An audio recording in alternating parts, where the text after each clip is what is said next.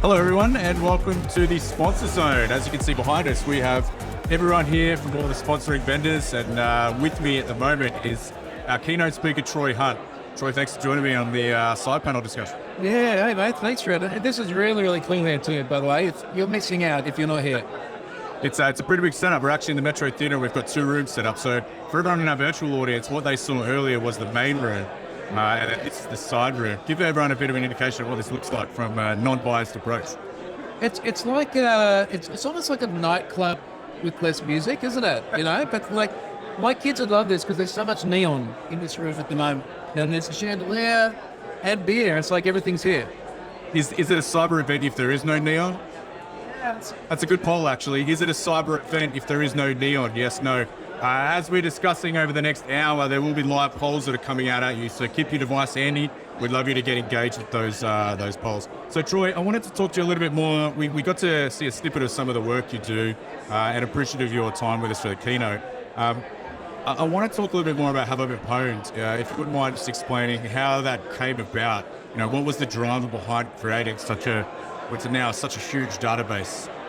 Yeah, good question. So it was nearly 9 years ago now. How about that? The time's flying. Escalated.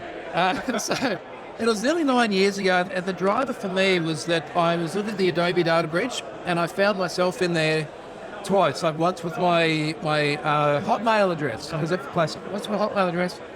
And I was working for Pfizer at the time. What's my Pfizer address? And I thought it's bizarre that it was there because I never gave it to Adobe. But then I was like, well, hang on. I was like a big Macromedia Dreamweaver user, gave it to Macromedia. Macromedia got bought by Adobe, and my data flowed to different places. And I thought, you know, if I don't know that my data is there, and I think about this sort of stuff a lot, well, what about everybody else? And that was really it. You know, let's just make something simple. I can do some cloud. That would be fun. Now here we are. It's a crazy evolution, isn't it? Because it started as such a simple project where you were just trying to look at your data and how it's stored. And now it's relied on by hundreds, potentially billions of people across the globe to ensure whether their emails have been pwned or whether their identities have been pwned, what's been breached and what hasn't been breached. You said something to me before about how if the robots in your keynote, and it's more likely that if you haven't been pwned, then you're not a real person. How did you come to the conclusion with that? Well, it wasn't me. It was someone else using the data. And the point I was making in the keynote is that, or in the panel afterwards, is often people will come up to me and they go, oh, we're using haveibeenpwned in this big company or something. So I'll be like, sweet, I had no idea. What are you doing? And someone had told me that they were using it for a fairly well-known brand that everybody knows. So when they launch a new product and people try to create accounts so they can like snipe that product before it sells out, they're like, look, one of the things we do is we got to haveibeenpwned with the email address they're registering with. And because we are all so pwned that if you have not been pwned, our confidence level in your authenticity decreases. Now, if you compare that to like, yeah, you're in the Adobe data breach and that was 9 years ago, so all right, you've been around for a long time. So it's not like an emphatic yes, no, but it is a really interesting indicator of authenticity. It's interesting, and I should have asked earlier, but there's probably a few people out there listening from our virtual audience across the entire APAC region that might think, what does pwned mean? Yeah, good question. Well, keep in mind, I never really took this seriously, and I never thought anyone would use it, so I didn't care too much. You know how hard it is to get a domain name, even like 9 years ago. So pwned is a mistyping of owned, because like the P and the O key are right next to each other. And it usually it's like a gamer speak thing, you know, look, I fragged into the BFG, you're pwned. But, you know, in this context, it's, if you've been in a data breach, then someone has pwned you. It's interesting how it's taken off now. It came from that simple methodology, and now we've got the likes of Microsoft to leverage the term pwned. You know, it's gone so far and wide that it's become household terminology. I've been pwned. Did you ever expect that it would get this big? There's sort of 2 funny things that come to mind. So one is, without fail, every few months someone emails me and they're like, you need to change the name. We've got customers who won't take it seriously because it says pwned. You need to change the name. I'm like, screw you, man. Like, people like this. It makes conversation like this. And then the other thing in terms of, I guess, it escalating is, you know, I started with, people call it stolen data. I don't think stolen is really the right word. Like, if someone steals your bike, you don't have a bike anymore. If someone steals your data, you got a backup. Like, that's a different thing. So, it starts with, let's call it illegally obtained data. And now there's billions and billions of records with legally obtained data now. And I've always just sort of been worried. It's like, I'm doing the right thing with it, and it's sort of gone from that to the point where there's now, I think, 34 governments that use this and publicly talk about it. And the FBI and the NCA in the UK, like literally feeding more data into it just to make it more useful for good purposes. And I just reckon that's super, super cool and an necessary company. Something else I just thought of then is you've now got a huge database of identities, pwned identities, be that way.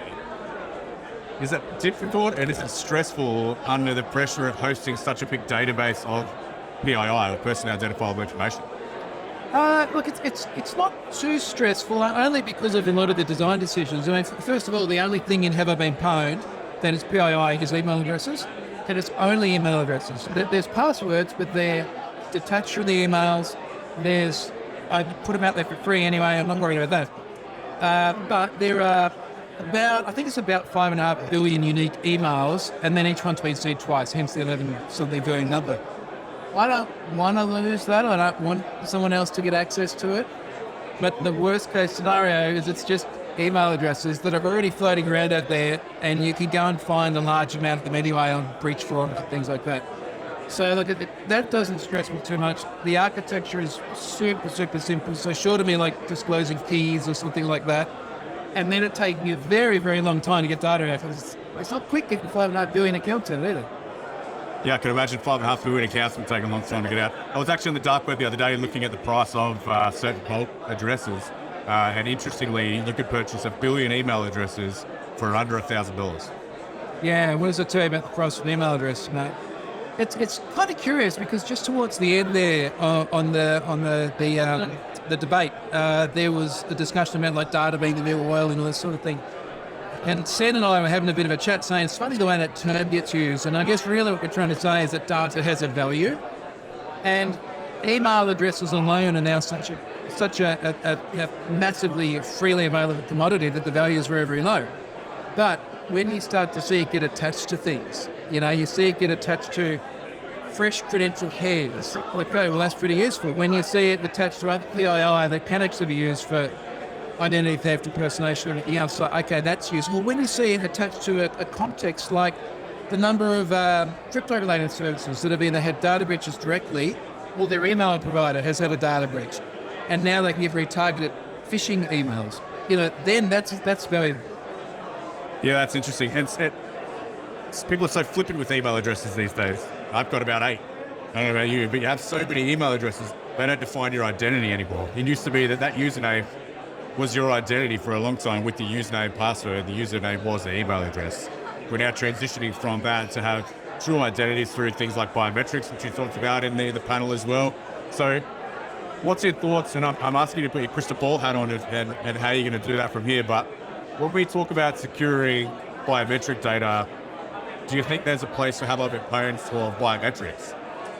Well, it's interesting. So first of all, there are data breaches in Have I Been Pwned that have had biometric data in them. The Philippines Election Commission, COMELEC, 2 years ago, where a significant portion of the Philippines ended up in there. They have biometric data in there.